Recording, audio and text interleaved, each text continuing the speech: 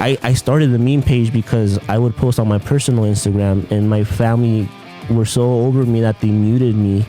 So like I heard that I needed an avenue to like start posting the memes, and at first like it was just a joke. When it started like blowing up, I'm like, people look at me like think like it's a bigger account. I need to start original content going forward at all times. And part of it is you're gonna fail more times than you succeed, as in you're gonna post 10 times and maybe only one of them will blow up. But when that one post blows up, it makes up for it, and even more than the ones that failed. That is a really, really good point.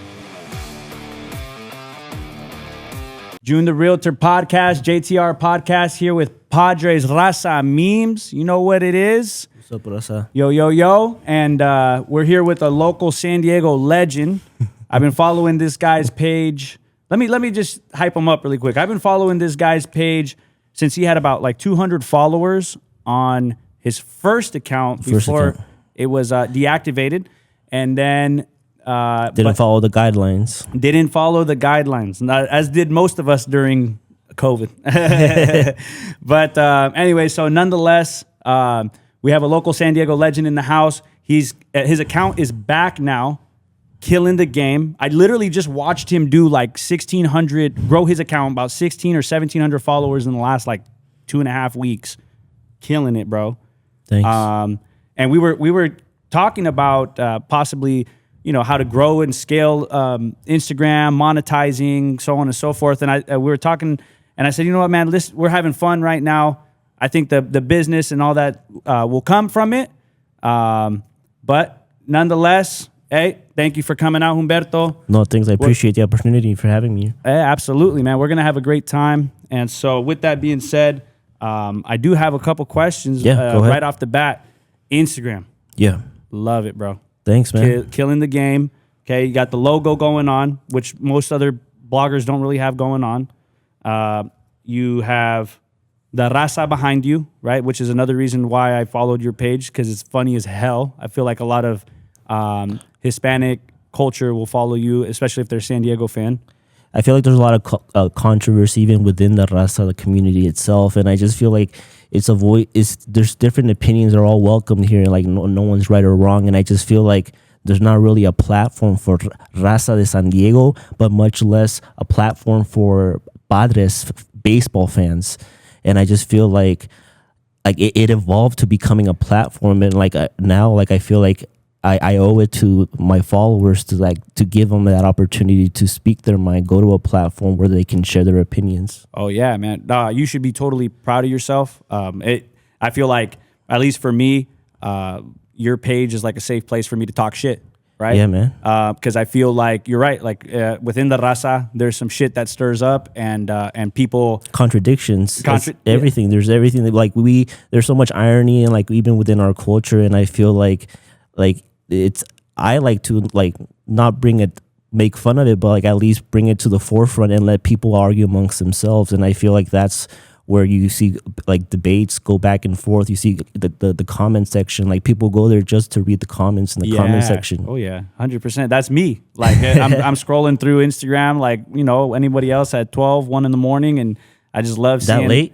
Sometimes, yeah, man. Hey, when you're in real estate and you're stressing out over life, man, anxiety, it's hard to sleep sometimes. I have to go to bed early, man. I have to have a 9-to-5 job or work in a cubicle. Oh, damn. Well, that leads me to ask you, man. What, you know? A lot of people, by the way, know PadresRazaMemes, but not a lot of people knows Humberto, right? Yeah. Humberto Cruz. So I kind of want to take a different approach on this podcast, like get to know you, let the fans fucking come out and get to know you. Yeah. You know, tell me a little bit about yourself, man. You mentioned in the Emo Brown podcast, you mentioned you're from Escondido. Escondido, born and raised, man. North County, baby. I was born in Tri-City Oceanside, but my parents, both from Mexico, they settled down in Escondido. My mom from, shout out, Villa Madero Guerrero. Ooh, and my dad from Guanajuato, Ojos de Aguas, Guanajuato, municipio de Yuriria. Shout out a todos los panzas verdes out there. Oh yeah, my parents met in the U.S. During their citizenship tests. Like I don't know if you know this, all older Mexicans love Ronald Reagan because of the amnesty. Oh yeah. Yeah, so like my parents, they arreglaron like in the late '80s, and then they met here, and then they had me and my sister, and then I went to public school in Escondido up until middle school, and then I got offered an opportunity to go to play baseball at Cathedral Catholic High School. Ooh. It was like a new school at the time. Like how it all came about is like growing up, I was really like I played competitive baseball. Like I want to say from the ages of like 10 up until like 18, and I'm talking about like the highest level of like travel ball. Oh, like okay. like you know those cutthroat like parents that like those travel ball that there's tournaments every weekend. Like there's like tournaments like from Friday through Monday for every major holiday, but like the deep circuit is like every month there's a tournament, this and that. And my parents, they really wanted me to go pro. Like they wanted to give me an opportunity to. My dad loved baseball, so from 4 years old, YMCA, Little League, travel ball, and it got to the point where like I was on a travel ball team, and the guys, he was very wealthy. The guy that his son was on the team, and he's like, "Hey, we're getting a few guys to come to this new school up in Del Mar. It's a new Catholic school, and like we would love if everyone calls me Humby. Like if Humby came out to play. Like don't worry about it. You don't have to pay for the school. Like it's on us." And what I knew, my dad was like, "You have to go. Like someone's offering you." Like the school at the time, I think it was like 15,000 a year. So like 15 times 4, that's like 60 grand. Like someone's offering 60 grand for you to go to this school to play baseball, and like you can't say no to that, you know. Right. So my parents like, it's a great opportunity. You have to go. And like I was supposed to go to Orange Glen High School in Escondido. Like that's one of the 3 main public schools in Escondido. And I show up to Cathedral Catholic. I'm the only Mexican there. Like for the first 3 years, I was the only Mexican there. And then my senior year, my sister showed up, and there were 2 Mexicans. Hey, to give some San Diegans, some people here's perspective, right? Del Mar, where Cathedral is, right? You're talking. It's not a very high Hispanic area per se. Well, not working class Hispanics. Like it was a lot of culture clash, because I remember this one girl in my class. She literally went up to me and she's like, "You're not real Mexican." I'm like, "What?" And it's this white girl, blonde hair, blue eyes, era de las riquillas from Tijuana. And then they're like, "You're not real Mexican." And I'm like, "I'm poor. Like I'm here. I'm not paying to come to this school. But I'm brown and like, but they're like, there's so much like that going on back then." Yeah.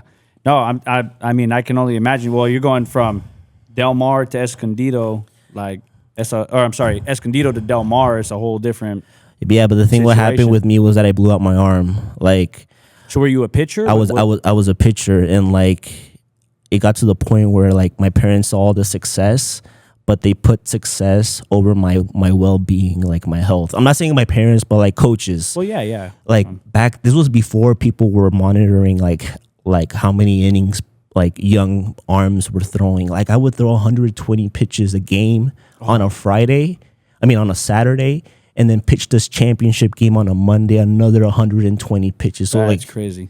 And it got to the point that my arm, by the time I was a sophomore in high school, my ulnar collateral nerve, which is for the Tommy John, it was done. So like at 15, I'm like, I don't want to have surgery, because like my goal was to get drafted, this and that, but no one's gonna look. This kid already has surgery at 15. He's like damaged goods before you even give him a chance. Right. So I didn't get surgery, and then my parents took me to this Native American healer in Phoenix. So my grandpa was living in Phoenix at the time. He's like, "Hey, I know this guy, like un sobandero, you know, like those sobanderos, like they curan." Yeah. So we go to Phoenix. We go to this Indian reservation, and then this guy, all decked out Native American, he puts this rubbing oil and he starts cracking my arm like every And then my parents like, see, it's like broke. It's like right there. Ahí le duele. Like that's wrong. And the guy was like, okay, I'm gonna put this ointment on. Don't throw for 2 weeks, and then you'll be good as new.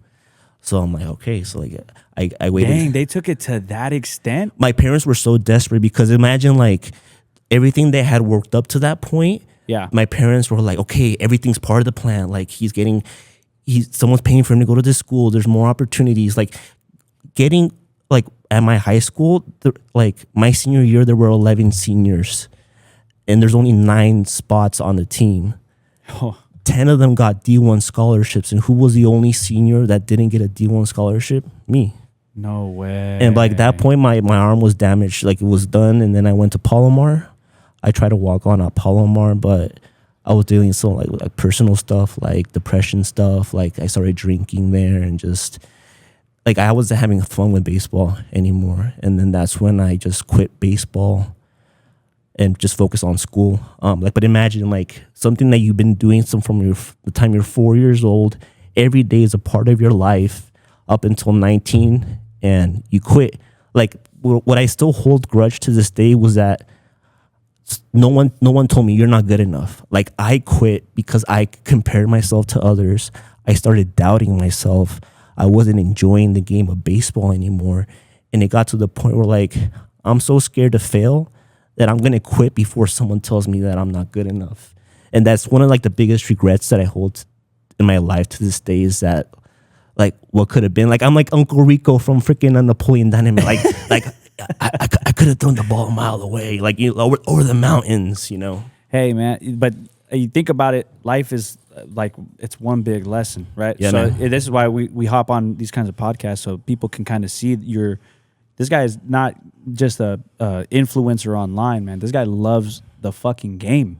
Like he played the game, and you know, unfortunately, like this kind of stuff does happen, man. And you're one of, I mean, a lot of people out there in the country that have like, you know, parents out there put so much responsibility on their kids' shoulders, and to go out there and to try to, hey, you need to, you know, pitch accurately, get in there, make sure you're catching right, make sure you're hitting right. You don't understand. Like my parents, I feel bad for my parents, because I feel like my parents, not that they were expecting like something in return for all their investment, but like they went to every practice. They paid extra for the extra pitching lesson. They wanted me to have the best gear because they didn't want me. They saw all the other kids having the best gear. Like, you need to keep up, because if you want to be the best, this is what it takes to be the best. So like I was exposed to that cutthroat mentality from an early age, like growing up with it. And just the culture shock, like imagínate, like I'm at Palomar, I quit. I focus on school, I get my shit together, and then in 2 years I transferred to UCLA.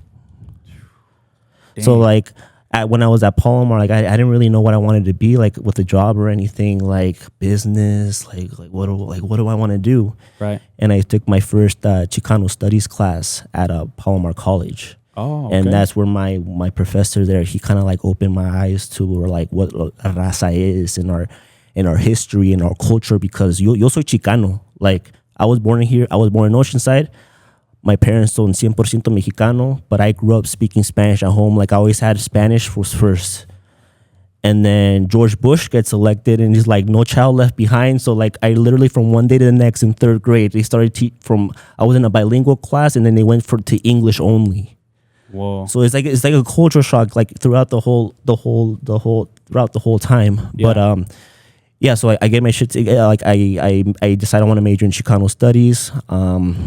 I'm working a full-time job at Hollandia Dairy, because my dad worked 35 years. Oh wow, no way. In una lecheria.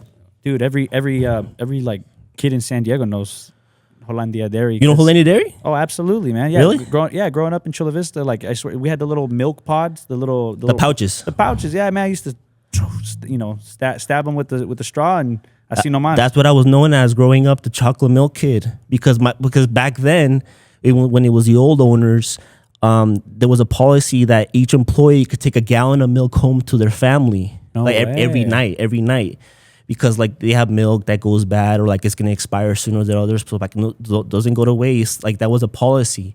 And then when the old owners started retiring or dying off, their children took over, and then they're like, we need to maximize profits, blah blah blah, and they did away with that policy, so no one couldn't take milk anymore.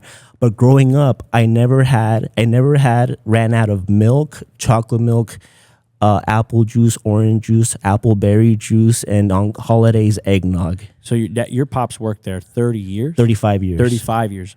Man, that's insane. That's a long time to dedicate. It was in the plant, the processing of the milk. That's yeah. Where are they located? Are they located in San Diego County? So it was in San Marcos, but then they built the high school, Mission Hills High School, and they had to take the cows up north. I think they're up in Menifee or like Hemet or like up like Temecula, like Riverside County area. That's where they have the cows. So like when I worked because I was working night, so I would have class at Palomar from 7 a.m. Up until like 2:30. I would clock in at work at Hollandia Dairy 3 o'clock. I worked the night shift. Got done at 2 a.m. Got home, only slept for a few hours, and then the same thing over again. So for a whole year, I was taking like 19 credits at Palomar, and I was working a full-time shift with overtime at the dairy because my job, I was unloading. So the trucks would go to the jails, schools, whatever, and they would come back empty on these crates. And my job was I unloaded the empty crates, and then I put the crates, stacked them up, and put them in the machine that washed the crates, to put them back into the plant to restock. So I did that for about a year, and then I transferred to UCLA, and then I finished up over there. That's hustle, man. So you go to UCLA. What do you major in? So I got done in 2 years. So I majored in Chicano studies, and I minored in labor and workplace studies. Got it. So do you actively? Are you actively using that in your day-to-day work now? No.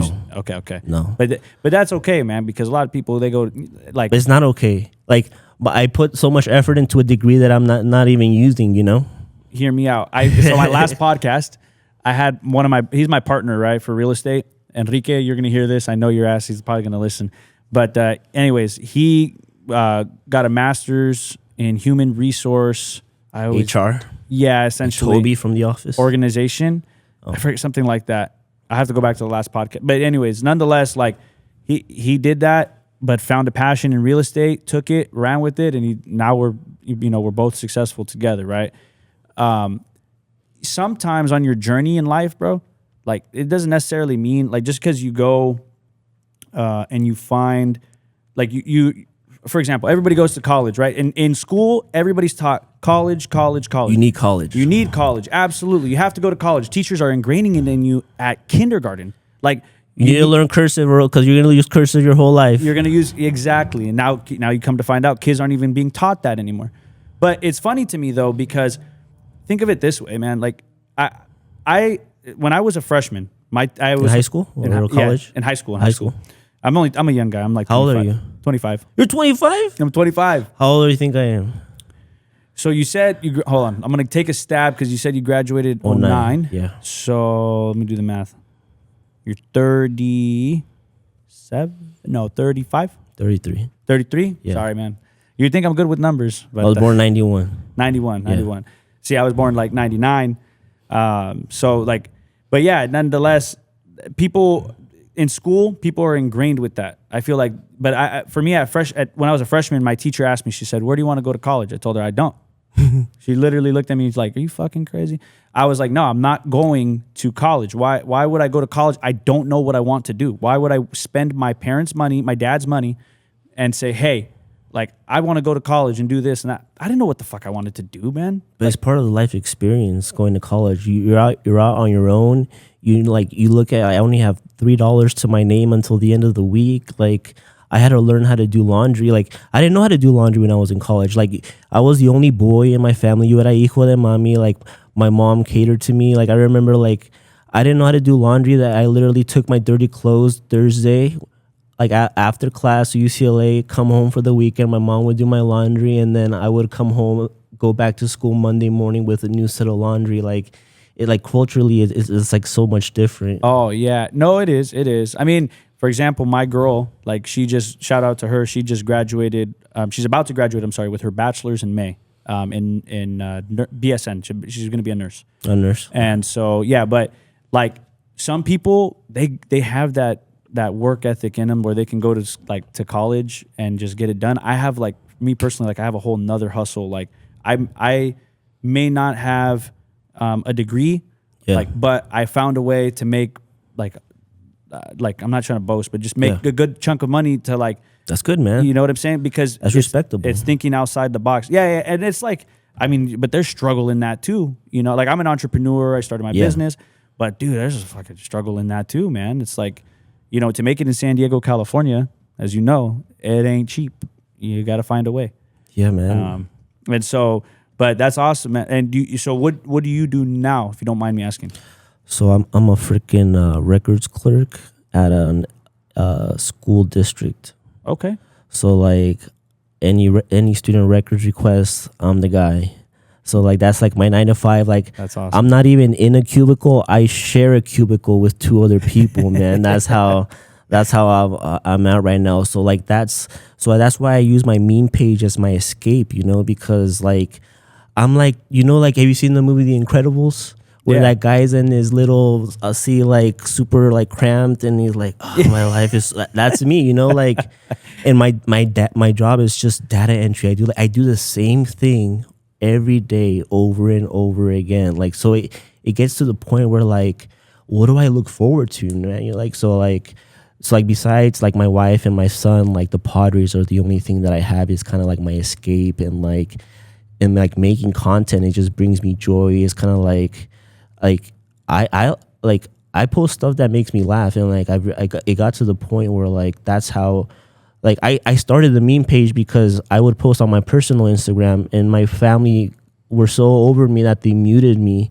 So like I heard that I needed an avenue to like start posting the memes, and at first like it was just a joke. Like I would just save them on my phone and just repost, reshare, and like some of them weren't mine, but like when it started growing, like blowing up, I'm like, you know, like these are people's content. Like I don't want to be resharing other people's stuff. Like people look at me like think like it's a bigger account. I need to start.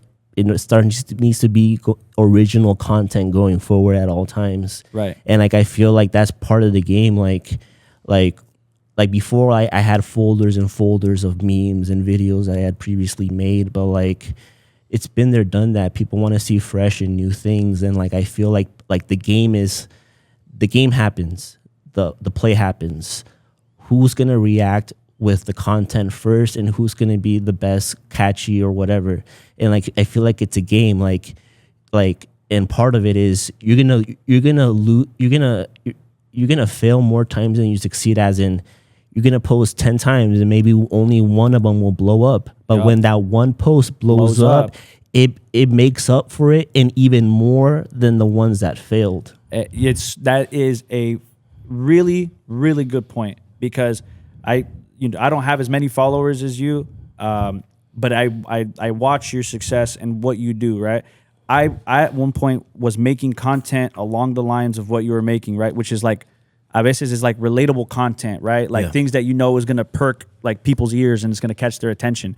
And it's sometimes I like when I'm not going to lie, when I was building my my real estate account on Instagram, June the Realtor, I'm like, okay, how can I start getting followers, start getting attraction? Because everybody's like, okay, well, you got to have that like little blue badge. You got to do, and it's like, how can I start drawing attention to my account? And the only thing that I knew is I just started scrolling through Instagram, and I'm like, oh, that looks funny. I could remix that and make it something cool.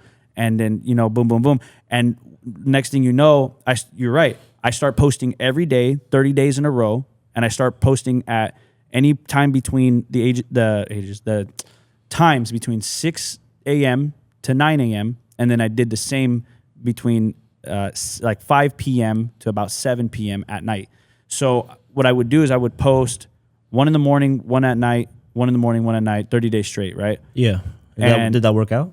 Absolutely. No, it's crazy how it worked out. Like if you actually you can go on my page right now. Yeah. You'll scroll down and you'll be like, holy shit, this guy's got like 6 million views, like 100, like one of them has 100,000 likes, but it has nothing to do with real estate. It has nothing to do. So like for me, I had to take a step back and I had to be like, okay, that's great. I got followers out of this, but it's not getting me leads for like real estate. So I'm like, all right, I got to start to work with people local. Hence the reason you're here today too, because I love PadresRazaMemes. I took something that I was like, hey, you know what? I like talking podcast. I like real estate. Great. That I love it. You know, I don't work the 9 to 5. But like I get to bring on San Diego locals and kind of chop it up with them. And I'm glad that you actually brought what you just set up. That's like awesome. I'm glad that you just told me about the data entry thing, because I can now tell you to your face, you're going to fucking kill it in the Instagram space. Keep running with it. Like I already see the growth, and I saw it from the first account. And then afterwards, when you came back with a fucking vengeance. Oh, like, for the playoffs last year? That's what I'm saying. Oh, yeah. I remember. Bro. I think I was like at 10K when I came back. And then in a 2-week stretch, I got like 8,000 followers in 2 weeks. That's what I'm saying. Well, no, but you're growing it even now, though. Like, that's the crazy thing. Like, you're going to find a way. Like, I hope you really take this to heart. Like, guys, this is like really coming from me. You are really going to like kill it. I know you are. Keep building what you're building right now. There's a word I used in my last podcast. If you can watch it, man, but it talks about synergy, right? Synergy. I don't know the exact definition for it, but the way I can relate to synergy is like momentum, right? You find momentum, like right? God, like God.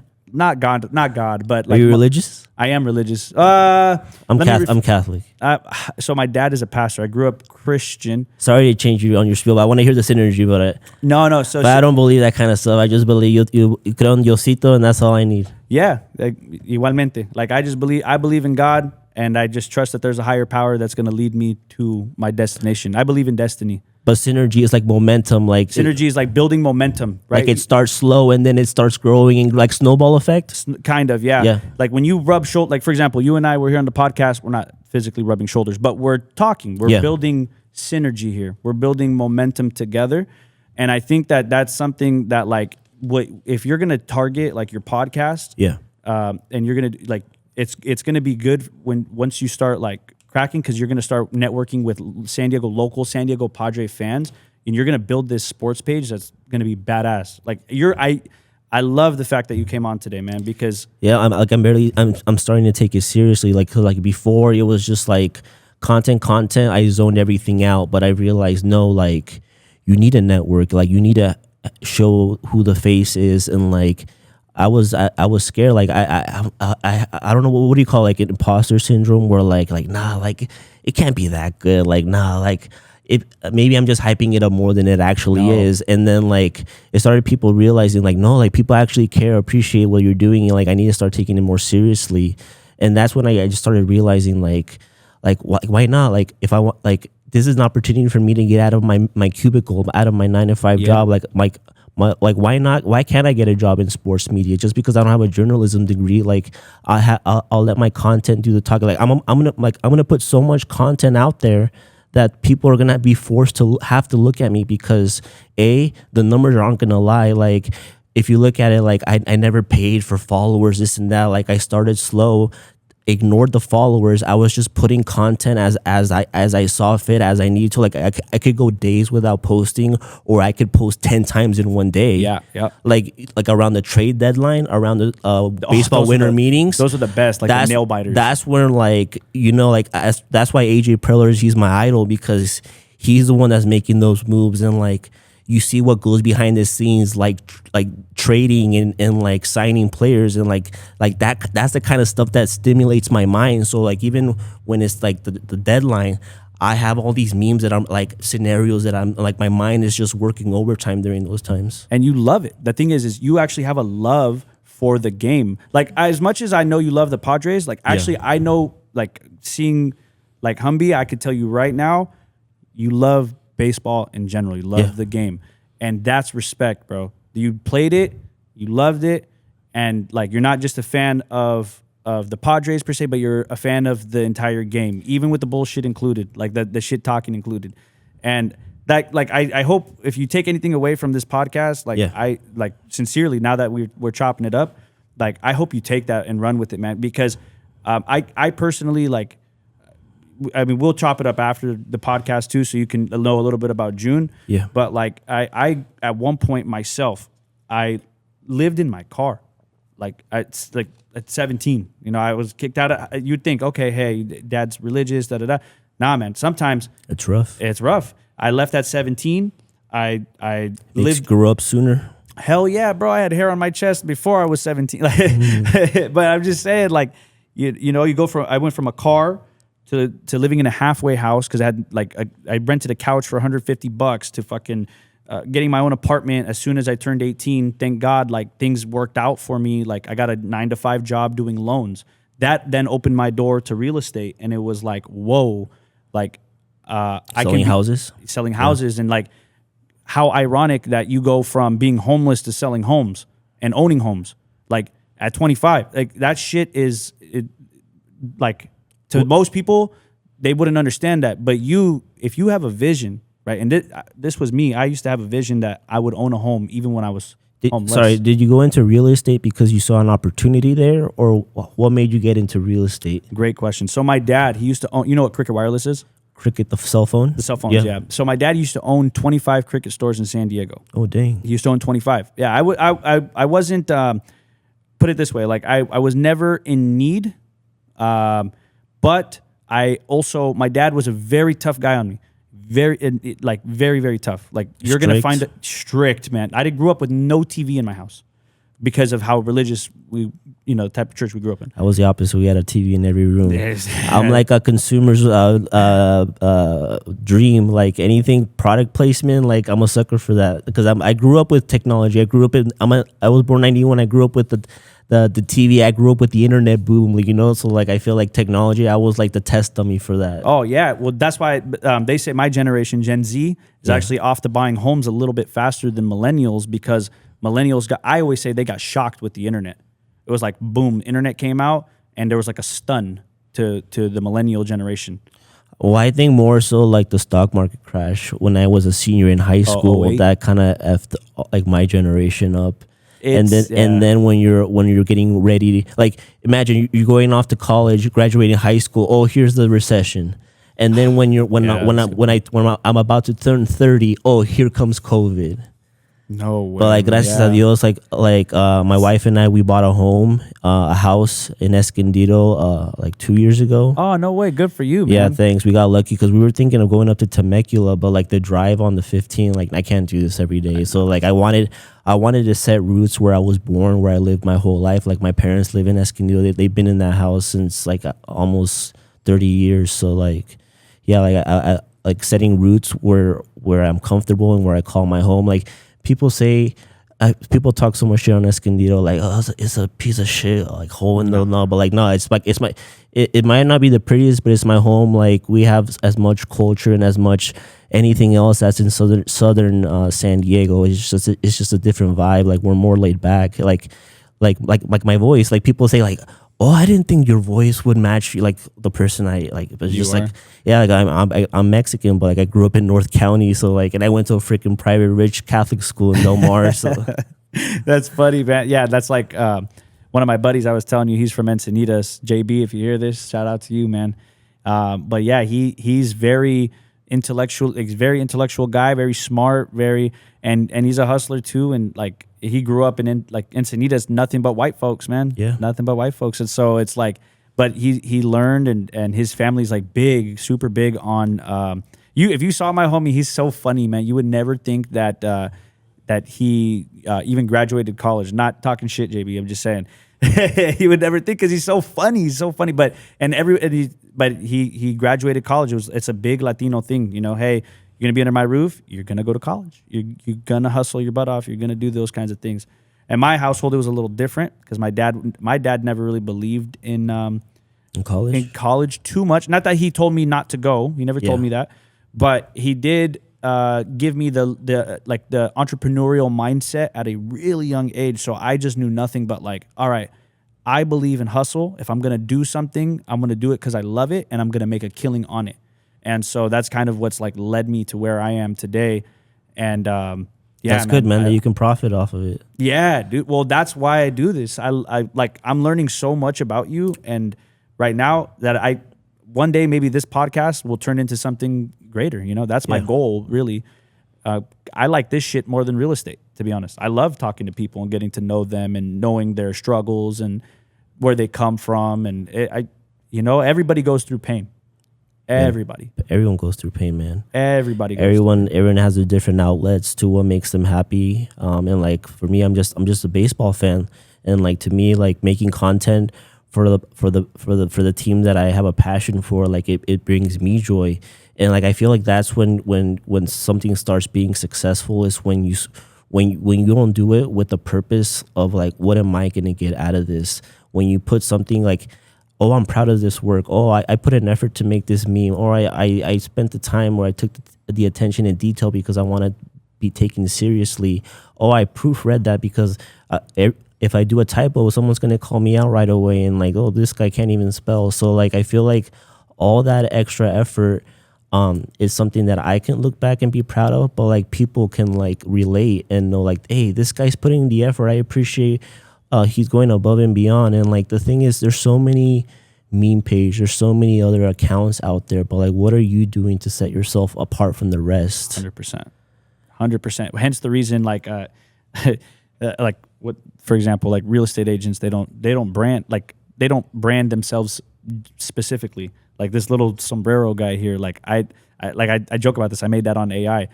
Like, you're right. What do you want to do differently? What are you going to do differently than all these other pages, right? Like, again, like we love controversy. We talk about it, but like Padres blogger, great guy, love him. I think he puts out great work, and I'd like to bring him on the pod one day too. But what draws me to your account? What's the difference? When I come to your account, I know it's gonna be like a pedo. Like I know it's gonna be like straight like partying. Like I feel like I stepped into a backyard boogie when I go into your account and I see like some of the stuff you're posting, and that's what people look for. Somebody like me, even Emo Brown. There's not a reason that he didn't. Like he's a pretty well off guy. I didn't know much about him, but he reached out to me, and then as I started like put me in contact with that fool, bro. I want to jump on a podcast with you. Like I appreciate that guy. Like I didn't know he had like his own brewery, and but what I appreciate is that okay, you're in the community, people know who you are, and I feel like sometimes that has more weight than how many followers you have, because if you have someone that you know that's loyal, who's gonna like literally help you out, that's worth more than 10 random followers online that they're not even real, you know? So and I feel like when you have that much pull with the community like Emo Brown does, like I can respect that a lot. Oh yeah, you really need to go down there to his brewery, Three Punk Ales. This is a plug to you guys. I've gotten faded there so many times, but it's a really cool brewery.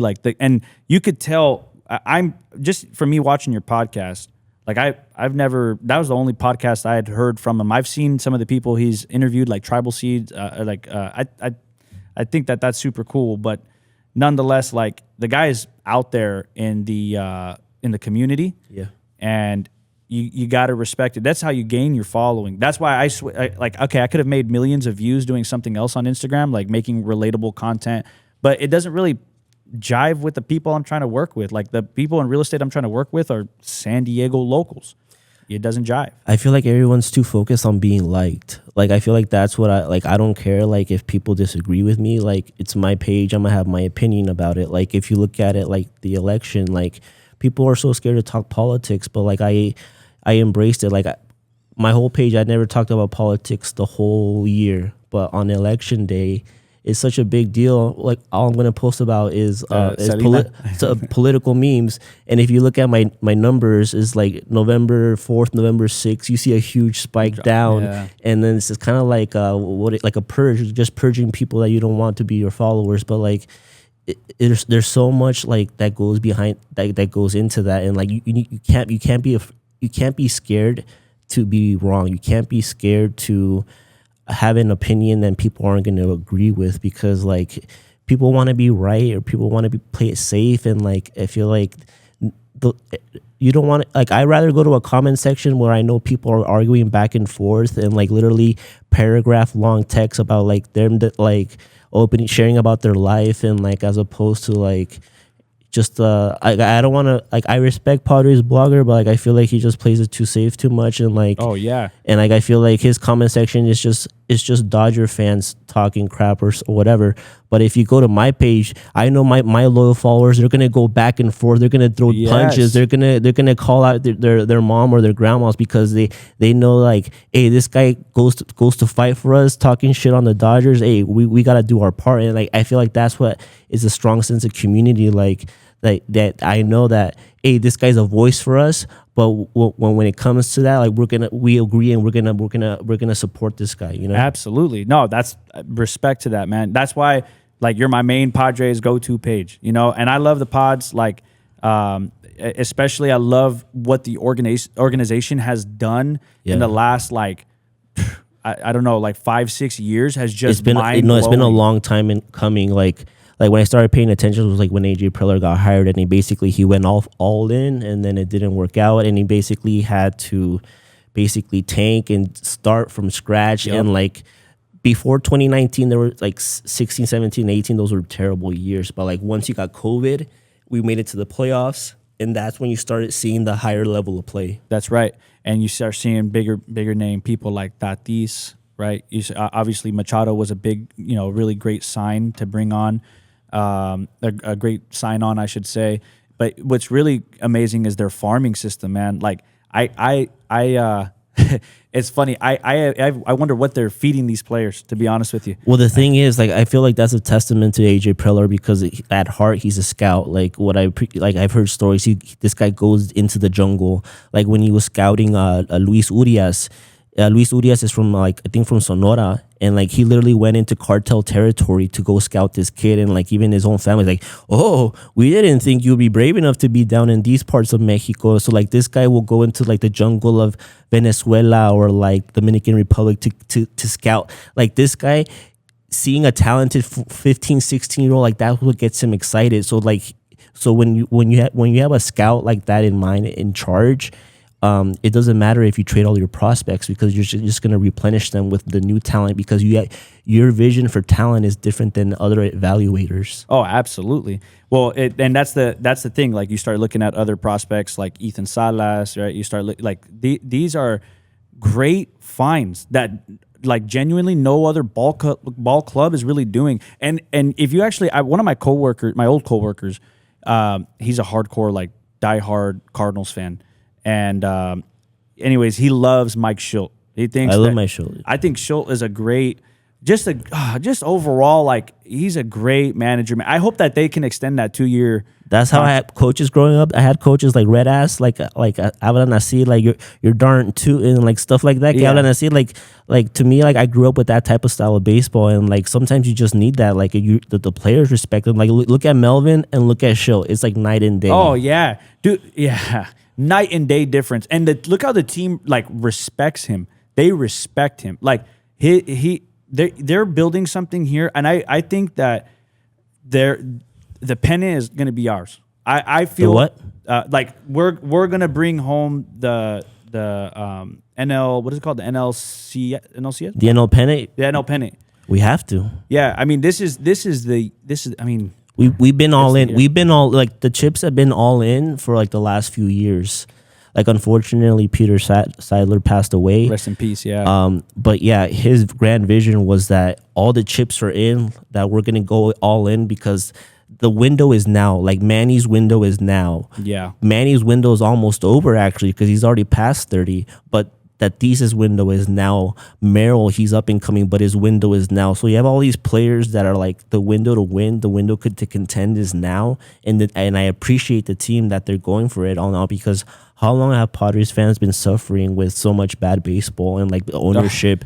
We're just trying to milk every trade all the stars. Adrian Gonzalez, like he can't even come to San Diego because he's still butthurt that, well, we traded him away. Well, it's not even just like, you could even take like away from baseball and go to football, and just like, dude, how much of a piece of shit like Dean Spanos is, like, I'm not a big, like, I've never been a Chargers fan personally, ever. I used to be, but I'm not anymore. But you see, like, but why? Because the organization was ran so terribly. I think it still ran terribly, in my professional opinion. Like, you left San Diegans high and dry, man.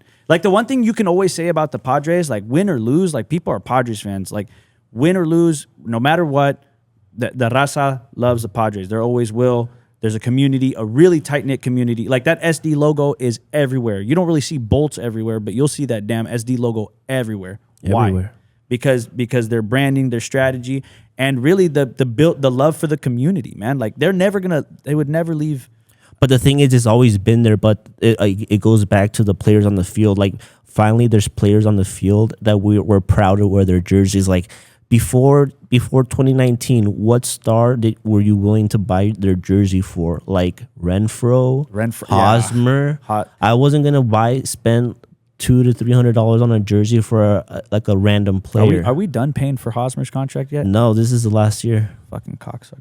I mean, it's like, but you know, hey, you know what? If he would have killed it the last year he was with us, we would probably be having a different conversation, and he would be like a really, top tier person on our team, or like a beloved person on our team. But yeah, man, I love the direction that we're going right now. I think Niebla's fucking a crazy ass pitching coach. I think that no other team in baseball has a pitching coach like this guy. Do you know why he stands out? Because he gets guys into the organization and like, you should try learning a new pitch. And like even all the pitchers that he's worked with, like, okay, you have your arsenal, let's try adding a new pitch. So like learning a new pitch is like learning a new skill, and like learning a new skill to already go on top of the skill set you already have. That's like you can improve, and like all the pitchers that he's worked with have gotten better. Yeah. So I feel like that's what I really appreciate about Ruben Niebla, that he thinks outside of the box, and like, like he knows what he's talking about, and his players, the pitchers, they respect him. Dude, so one thing it just hit my mind, I wanted to circle back on. So obviously you were a pitcher at one point in time, right?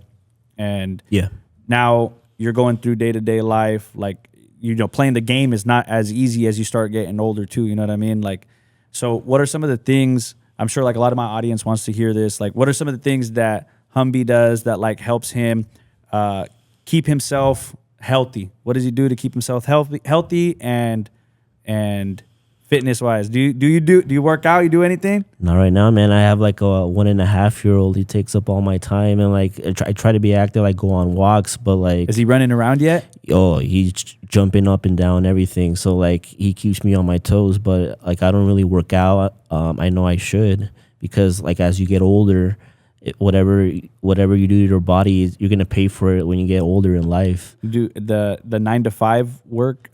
So before I became a real estate agent, 9 to 5 work would drive me crazy, man. Yeah, I mean it's because it's so high stressed. What the job I was doing as a loan officer, it was super high stressed. I worked in a call center environment, whatever, right? And I had to find outlets like to cope with my anxiety. And thing is, you get anxiety, it leads to depression, right? Yeah. So I'd find ways to like cope. So I would hit the gym, but one thing I never really like personally did well, I never really like focused on my eating habits, bro. Yeah. Do you have any like have you ever like meal prepped or anything like that? No, never. Oh, bro. Like I wonder, so that's what I was saying. Like I wonder if like Tatis, I'm sure these guys are all like, the other all personal chefs. I know, right? Well, it's crazy because I tried this company a while back. It was called like Meal Prep Sunday. Right? Meal Prep Sunday? Yeah. Have you ever heard of them? Or no? What is it? Bro, their Meal Prep Sunday is like, dude, they're awesome, man. So me and my girl, me and my fiance, I should say, before we got to being engaged, right? We're living together. We're both working.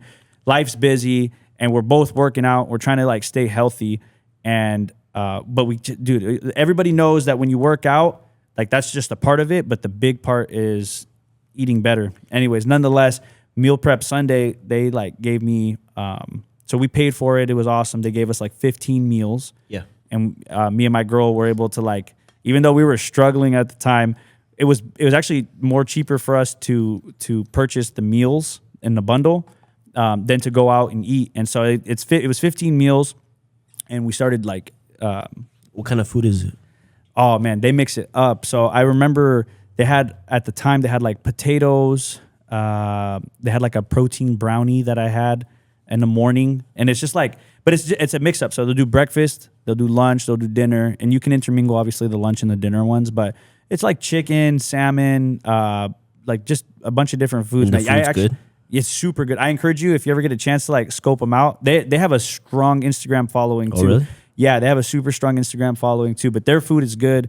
Like I need to go order another package from them here shortly because, dude, after struggling in real estate for like 2 years, bro. That, by the way, the Humby, the person you're seeing right now. Yeah. I was not like June the Realtor. I was not this guy like just 6 or 7 months ago.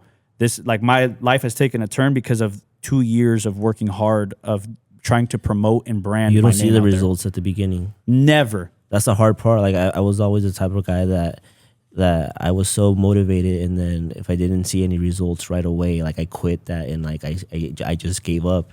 And like the hard truth is, like, you're gonna go a long time without seeing any results, but like you shouldn't focus on the results. Like, just getting to that point, that's part of the journey. And what you learn along the journey is more valuable than what the original goal you had in mind. Absolutely. And you know what the beautiful thing about the journey is, when you're going through it, you don't realize till after who was there to like help you and support you. Hence the reason like you got to look at all these different people that are cheering you along the way, that help you, along the way. For example, you want to get out there and be healthy. Okay, use a company like that, right, to help you, like Meal Prep Sunday, to help you build a healthier version of yourself, to support you along the way, to make life easier for you. And so, yeah, same thing goes for people, man. Like my fiance, she knows, and I hope she hears this again. I shouted her out the last podcast, but like, dude, I am Divine. I'm nothing. I'm not as strong as a person without you, baby. So, you're a family man too. I know you. That was one of the things when you were.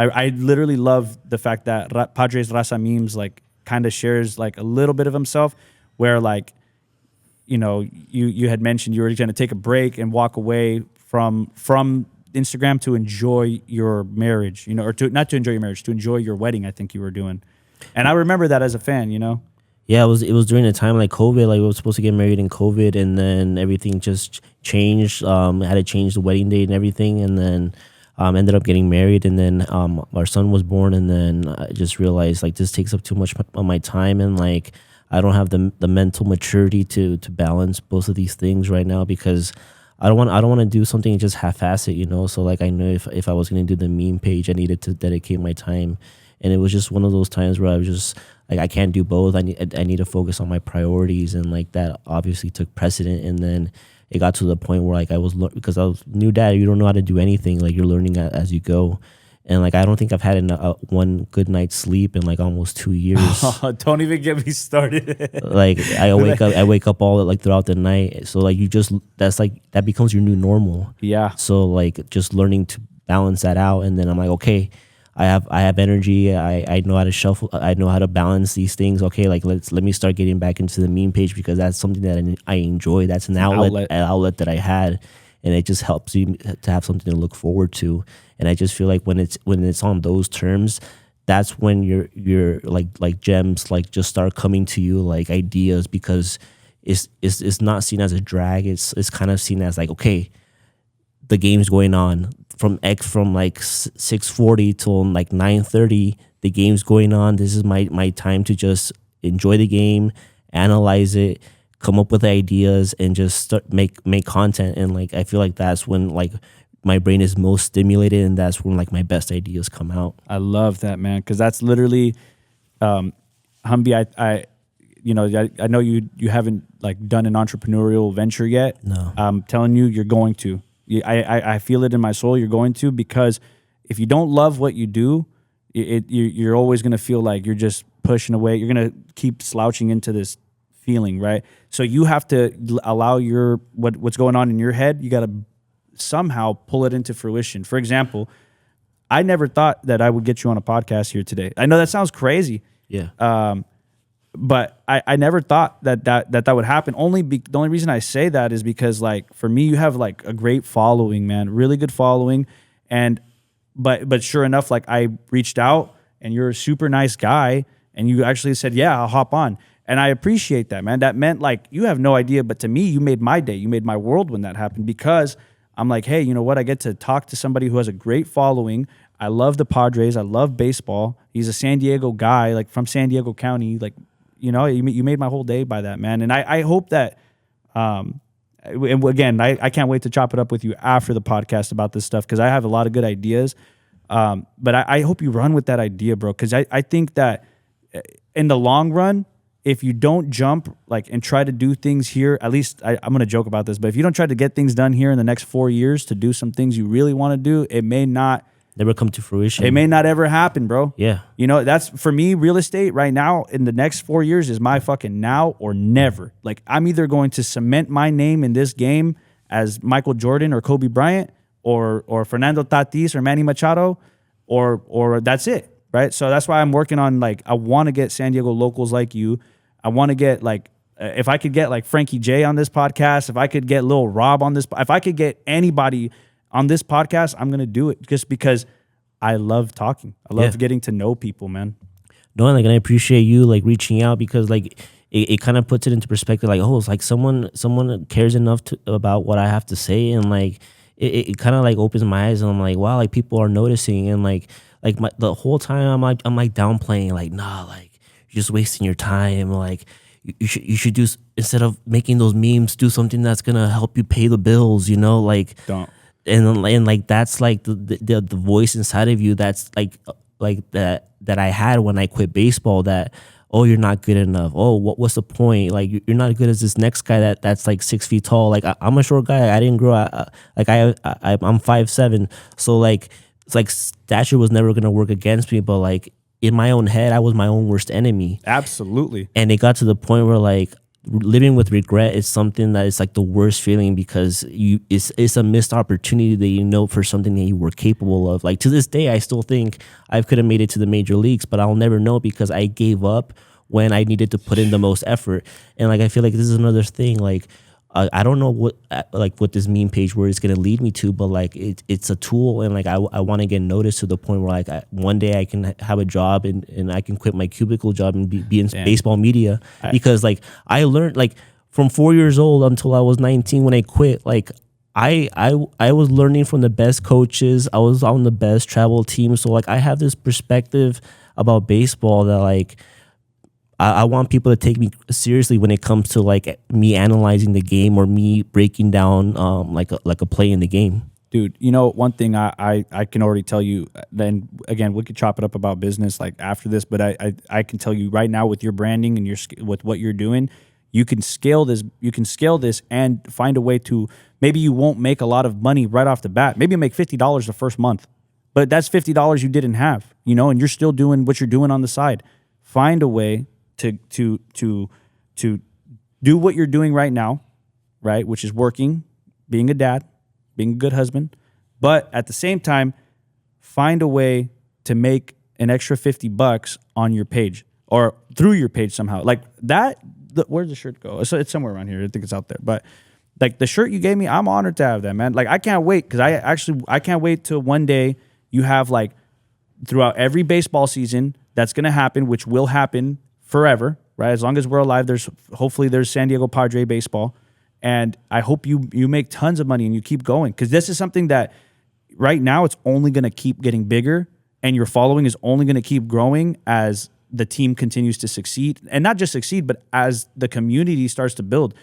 Being a Padres fan now versus 6 years ago is way different, because our community right now, when they're yelling out Hassan Kim, that was something that AJ Preller and Peter Sadler built, man. And people think like I just got my page like last year, and like no, like this started like 2020, 2021. So like the reason that there's so much loyal following, because we've been through the ringer, we've been through the trenches, like we've been to the highest lows. I literally cried when the Padres got eliminated by the Phillies in 2022, because I already had my World Series tickets bought. Like I was refreshing every second on Ticketmaster, and I was able to score World Series tickets for like 5 games. Oh, so like dude. If I literally would have resold, I would have made like $30,000. Yep. And I was gonna pay off my student debt, and like I would have been set.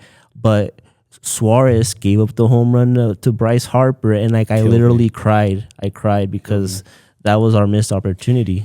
But you know what, man? I think that the curse is going to break in San Diego County and San Diego Sooner in or general. later. It's going to break at some point, whether it's NCAA basketball, whether it's I mean, not the goals really, right? But Padres baseball. I'm hoping the Midway Rising project. Have you seen that? No. So the Midway Rising projects in Point Loma. They want to redevelop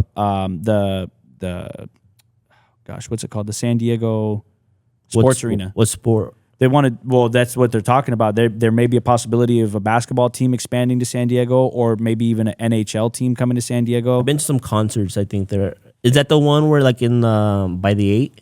That's the one off of the 8 freeway. Yeah, heading towards SeaWorld. Like the circle one. Yeah. Yep. Oh yeah, I saw Los Bookies there. Los Bookies. Hey, shout out Los Bookies. I feel like I've seen I've seen a few people on there, but in there. Normally it's the 92.5 like slow jam, love jam festival and stuff like that. But nonetheless, they're redoing that. Huh? They're redoing that area. They're going to redevelop that whole project. Yeah, it's supposed to be in play, but there's just a lot of politics going on with it, as you know. And then real estate, it's just it can be a while for permitting and stuff like that. But yeah, man, I think that there's a chance that San Diego. I even think football can come back. Like the Texans are actually looking to leave Houston. Who knows? We could have San Diego football back. We could have a bigger following. And that's maybe, again, another thing we could talk about. But, like, you can scale this business to a broader San Diego base, and you're going to freaking murder it. Like, I have no doubt, bro. No doubt. I appreciate you hopping on. I do this every podcast. You're going to see. I can't wait for you to watch this video. It's going to come out. Yeah, I'm looking forward to it, man. It's a legit setup you have. I thank you, man. Yeah, shout out Frank. Where you at, Frank? Yeah, we appreciate you. But yeah, man, we at the end of every podcast, I always talk about this. I went through a depression myself during COVID, and I really lost myself. I was able to find my beautiful fiance during that time, but I really went through a bad time. And so at the end of every podcast, what I do is I always tell people, like, hey, if you're ever in need, you need a friend to talk to, you want advice on something, whatever, my line is open. You're more than welcome to call me. You can text me. You can DM me on Instagram. You can DM me too. There you go. You see, that's why we spread love. That's how you communicate and love and respect to your community. If you guys ever need anything at all, you guys are more than welcome to reach out. Nobody talks about mental health, but I think it's a big deal. A lot of men, especially. It's okay to cry. Exactly. It's okay to cry. Growing up, my dad's like, no llores, there's no crying in baseball, but like, there's nothing wrong. It makes you feel better after you cry. You let it all out. And you build better. Exactly. You know, people, I would say this, man, we live in such a chaotic world. There's a lot of anxiety. People don't know this, man, but it causes depression. Anxiety is because you want something to happen so bad, but it's not happening, which leads further on to depression. Yeah. And people get depressed about something because they feel like they'll never have it. Right? Like a Padres fan wanting their team to go to the World Series. Like, fuck, can you finally do something? But anyways, nonetheless, man, thank you for having for you coming onto my podcast, man. I appreciate Anytime, that. Whenever you want me to come on yours, I'm more than welcome to come through and shoot the shit. If I got to come up to Esco, I don't care. We'll find a way, man. We'll find a way, but it's definitely a pleasure, bro. Man, Thank you. I appreciate it, man. All right. We out.